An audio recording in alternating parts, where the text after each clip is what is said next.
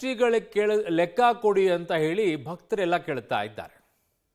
ಏನಾಯ್ತು ಈಗ ಟ್ರಸ್ಟಿಗಳಿಗೆ ಲೆಕ್ಕ ಕೊಡಿ ಅಂದರೆ ಅಲ್ಲಿ ಏನಾಗಿದೆ ದುಡ್ಡಿನ ವ್ಯವಹಾರದ ಲೆಕ್ಕ ಕೊಡಿ ಅಂತ ಕೇಳ್ತಾ ಇದ್ದಾರೆ. ಹಾಗಿದ್ರೆ ಒಂದು ದೊಡ್ಡ ಹೈಡ್ರಾಮಾನ ಇವತ್ತು ಸೃಷ್ಟಿ ಆಯಿತು. ಡೀಟೇಲ್ ರಿಪೋರ್ಟ್ ಇಲ್ಲಿದೆ. ಪಂಚಮಸಾಲಿ ಪೀಠದಲ್ಲಿ ದೇಣಿಗೆ ಗೋಲ್ಮಾಲ್ ಆರೋಪ. ಹರಿಹರ ಪಂಚಮಸಾಲಿ ಮಠದಲ್ಲಿ ಜಟಾಪಟಿ. ಪೀಠದಿಂದ ವಚನಾನಂದ ಸ್ವಾಮೀಜಿ ಉಚ್ಚಾಟನೆ. ಟ್ರಸ್ಟಿಗಳ ಸಭೆಯಲ್ಲಿ ಕೈಗೊಂಡ ನಿರ್ಧಾರ. ದಾವಣಗೆರೆಯ ಹರಿಹರದ ಪಂಚಮಸಾಲಿ ಗುರುಪೀಠದಲ್ಲಿ ಕಳೆದ ಕೆಲ ದಿನಗಳಿಂದ ಧಗಧಗಿಸ್ತಾ ಇದ್ದಂತಹ ಲೆಕ್ಕಾಚಾರದ ಕಿಚ್ಚು ಇವತ್ತು ಸ್ಫೋಟಗೊಂಡಿತ್ತು. ಮಠಕ್ಕೆ ಸರ್ಕಾರದಿಂದ ಮತ್ತು ಭಕ್ತರು ಕೊಟ್ಟ ದೇಣಿಗೆಯನ್ನ ಟ್ರಸ್ಟಿಗಳು ಅವ್ಯವಹಾರ ಮಾಡಿದ್ದಾರೆ ಅನ್ನುವ ಆರೋಪ ಕೇಳಿ ಬಂದಿತ್ತು.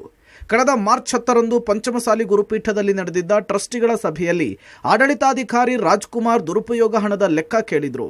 ಆಗ ಟ್ರಸ್ಟಿಗಳು ಹಾಗೂ ಆಡಳಿತಾಧಿಕಾರಿಗಳ ನಡುವೆ ವಾಗ್ವಾದವೇ ಶುರುವಾಗಿ ಹಲ್ಲೆ ಕೂಡ ಆಗಿತ್ತು. ಈ ಬಗ್ಗೆ ಹರಿಹರ ಗ್ರಾಮಾಂತರ ಪೊಲೀಸ್ ಠಾಣೆಯಲ್ಲಿ ದೂರು ದಾಖಲಾಗಿತ್ತು. ನಂತರ ಪ್ರಧಾನ ಧರ್ಮದರ್ಶಿ ಬಿಸಿ ಉಮಾಪತಿ, ಟ್ರಸ್ಟಿಗಳಾದ ಚಂದ್ರಶೇಖರ್ ಪೂಜಾರ್, ಜ್ಯೋತಿ ಪ್ರಕಾಶ್ ಸೇರಿದಂತೆ ಹಲವರ ವಿರುದ್ಧ ಮಠದ ಭಕ್ತರು ಲೆಕ್ಕ ಕೊಡಿ ಕ್ಯಾಂಪೇನ್ ಅನ್ನು ಶುರು ಮಾಡಿದ್ರು. ಮಠದ ಹೊರಗೆ ಮಾಜಿ ಶಾಸಕ ಎಚ್.ಎಸ್. ಶಿವಶಂಕರ್, ಸೋಮಣ್ಣ ಬೇವಿನ ಮರದ್, ಮಾಜಿ ಮೇಯರ್ ಅಜಯ್ ಕುಮಾರ್ ಸೇರಿದಂತೆ ನೂರಾರು ಭಕ್ತರು ಟ್ರಸ್ಟಿಗಳೇ ಲೆಕ್ಕ ಕೊಡಿ ಅಂತೇಳಿ ಪ್ರೊಟೆಸ್ಟ್ ಮಾಡಿದ್ರು. ಮಠದ ಆವರಣದಲ್ಲಿ ಬಿಗುವಿನ ವಾತಾವರಣ ನಿರ್ಮಾಣವಾಗಿತ್ತು. ಈ ಮಧ್ಯೆ ಲೆಕ್ಕ ಕೊಡಿ ಅಭಿಯಾನ ತೀವ್ರ ಸ್ವರೂಪ ಪಡೆದ ಬೆನ್ನಲ್ಲೇ ಶ್ವಾಸಪೀಠದ ಟ್ರಸ್ಟಿ ವಚನಾನಂದ ಸ್ವಾಮೀಜಿಗೆ ಸಂಕಷ್ಟ ಎದುರಾಗಿದೆ. ಪಂಚಮಸಾಲಿ ಪೀಠದ ಸ್ವಾಮೀಜಿಯನ್ನ ಉಚ್ಚಾಟನೆ ಮಾಡಲಾಗಿದೆ. ಗುರುಪೀಠದಲ್ಲಿ ನಡೆದ ಧರ್ಮದರ್ಶಿ ಸಭೆಯಲ್ಲಿ ನಿರ್ಧಾರವನ್ನು ಕೈಗೊಳ್ಳಲಾಗಿದ್ದು, ಒಟ್ಟು 15 ಟ್ರಸ್ಟಿಗಳ ಸಭೆಯಲ್ಲಿ 12 ಜನರ ಸಹಮತದೊಂದಿಗೆ ವಚನಾನಂದ ಶ್ರೀಗಳನ್ನ ಉಚ್ಚಾಟನೆ ಮಾಡಿ ನಿರ್ಧಾರವನ್ನು ಕೈಗೊಳ್ಳಲಾಗಿದೆ. ಧರ್ಮದರ್ಶಿಗಳ ವಿರುದ್ಧ ಅವ್ಯವಹಾರದ ಆರೋಪ. ಉಚ್ಚಾಟನೆಯ ಬಳಿಕ ವಚನಾನಂದ ಶ್ರೀಗಳ ರಿಯಾಕ್ಷನ್. ಉಚ್ಚಾಟನೆಯ ಬೆನ್ನಲ್ಲೇ ಪ್ರತಿಕ್ರಿಯೆ ಕೊಟ್ಟ ವಚನಾನಂದ ಶ್ರೀಗಳು ನನಗೆ ನೋಟಿಸ್ ಕೊಟ್ಟಿಲ್ಲ ಅಂತ ಹೇಳಿದ್ದಾರೆ. ಸರ್ಕಾರದಿಂದ ಬಂದ 10 ಕೋಟಿ ಹಣದಲ್ಲಿ ಅವ್ಯವಹಾರ ನಡೆದಿದ್ದು ಟ್ರಸ್ಟಿಗಳು ಮಾಡಿರುವ ತಪ್ಪು ಬಯಲಾಗುತ್ತೆ ಅಂತ ಹೀಗೆ ಮಾಡಿದ್ದಾರೆ. ನಿಜವಾದ ಧರ್ಮದರ್ಶಿಗಳು ಸತ್ಯವಂತರಾಗಿದ್ರೆ ಹೀಗೆ ಮಾಡ್ತಿರ್ಲಿಲ್ಲ, DVR ಅನ್ನ ಕದ್ದೊಯ್ದಿದ್ದಾರೆ ಅಂತ ಹೇಳಿದ್ದಾರೆ. ಸಮಾಜಕ್ಕಿಂತ ದೊಡ್ಡವರು ಯಾರು ಇಲ್ಲ. ಸಮಾಜ ಇವರನ್ನು ನೇಮಿಸಿತ್ತು, ಇವರಾಗಿ ಮಾಡ್ಕೊಂಡಿದ್ದಾರೆ ಅದನ್ನು. ಮತ್ತು ಪೀಠ ಆರಂಭವಾಗಿರೋದು ಫೆಬ್ರವರಿ 17-18-2008. ಟ್ರಸ್ಟ್ ಆಗಿರೋದು ಏಪ್ರಿಲ್ ತಿಂಗಳಲ್ಲಿ. ಮೊದಲು ಪೀಠ, ಆಮೇಲೆ ಟ್ರಸ್ಟ್. ಆಮೇಲೆ ಪ್ರತಿ 5 ವರ್ಷಕ್ಕೊಂದ್ಸಲ ಟ್ರಸ್ಟಿಗಳು 1/4 ಹೋಗ್ಬೇಕಂತಿದೆ. ಅವು ಯಾವ ನಿಯಮಗಳು ಫಾಲೋ ಮಾಡಿಲ್ಲ. ಎಲ್ಲ ಅವರೇ ಇದ್ದಾರೆ ಮತ್ತು ಅವರೆಲ್ಲ ಸಂಬಂಧಿಕರಿದ್ದಾರೆ. ಅವರ ಆಸ್ತಿ ಪಾಸ್ತಿಗಳ ತಮ್ಮ ಸ್ವಂತ ಹೆಸರು ಮಾಡ್ಕೊಂಡಿದ್ದಾರೆ.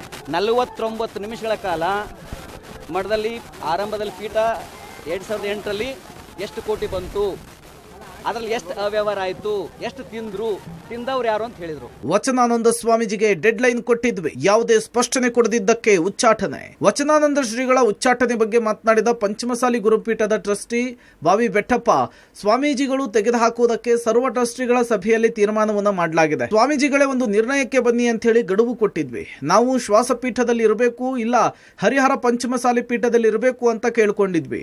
ಆದ್ರೆ 2 ಕಡೆ ಇರೋದ್ರಿಂದ ಅವರನ್ನ ಪಂಚಮಸಾಲಿ ಪೀಠದಿಂದ ತೆಗೆದು ಹಾಕಲಾಗಿದೆ.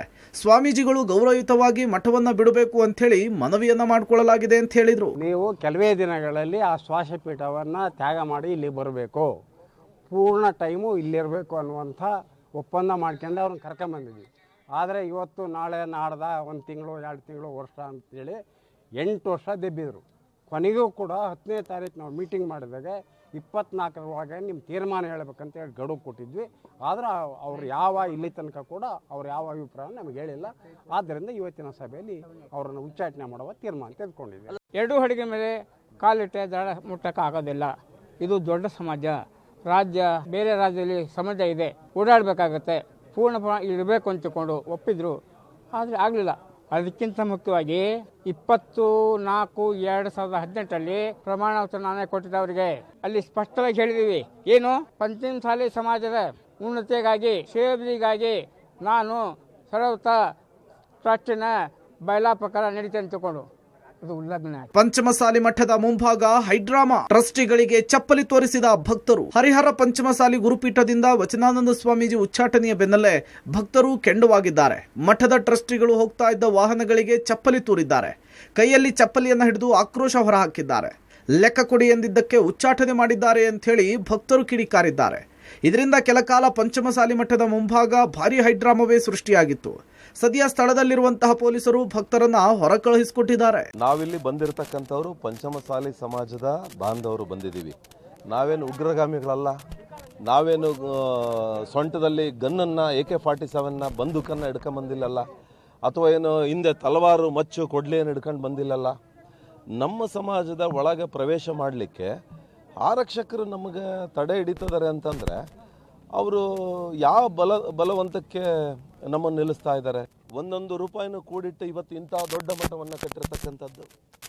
ಯಾರ ಅಪ್ಪನ ಮನೆಯಿಂದ ತಂದೇನು ಮಠ ಕಟ್ಟಿಲ್ವಲ್ಲ. 15 ಕೋಟಿ ರೂಪಾಯಿ ಸರ್ಕಾರ ಕೊಟ್ಟಿದೆ ಪಂಚಮಸಾಲಿ ಮಠ ಬೆಳಗಲಿ ಅಂತೇಳಿ, ಸಮಾಜ ಬಾಂಧವರಿಗೆ ಒಳ್ಳೆಯದಾಗಲಿ ಅಂತೇಳಿ. ಎಲ್ಲೋಯ್ತು ದುಡ್ಡು? ಯಾಕೆ ಸಮಾಜ ಬಾಂಧವರು ನಾವು ಕೇಳಬಾರ್ದಾ? ಇನ್ನು ಬೆಳಗ್ಗೆಯಿಂದಲೇ ಪಂಚಮಸಾಲಿ ಗುರುಪೀಠದ ಧರ್ಮದರ್ಶಿ ಮಂಡಳಿ ಹಾಗೂ ಭಕ್ತರ ನಡುವಿನ ಸಂಘರ್ಷ ಮಠದ ಆವರಣದಲ್ಲಿ ಹೈಡ್ರಾಮಾ ಸೃಷ್ಟಿಸಿತ್ತು. ಮಠದ ಆವರಣದಲ್ಲಿ ಬಿಗುವಿನ ವಾತಾವರಣ ನಿರ್ಮಾಣವಾದ ಕಾರಣ ಯಾವುದೇ ಅಹಿತಕರ ಘಟನೆ ನಡೆಯದಂತೆ ತಹಶೀಲ್ದಾರ್ ಸಂತೋಷ್ ಕುಮಾರ್ ನಿಷೇಧಾಜ್ಞೆಯನ್ನು ಜಾರಿಗೊಳಿಸಿ 100ಕ್ಕೂ ಹೆಚ್ಚು ಜನರನ್ನ ಪೊಲೀಸರ ವಶಕ್ಕೂ ಕೂಡ ಪಡೆದಿದ್ದಾರೆ. ಒಟ್ನಲ್ಲಿ ಪಂಚಮಸಾಲಿ ಪೀಠದ ವಿವಾದ ಈಗ ಬೀದಿಗೆ ಬಂದು ನಿಂತಿದೆ. Puneeth Tapti, public TV, Davanagere.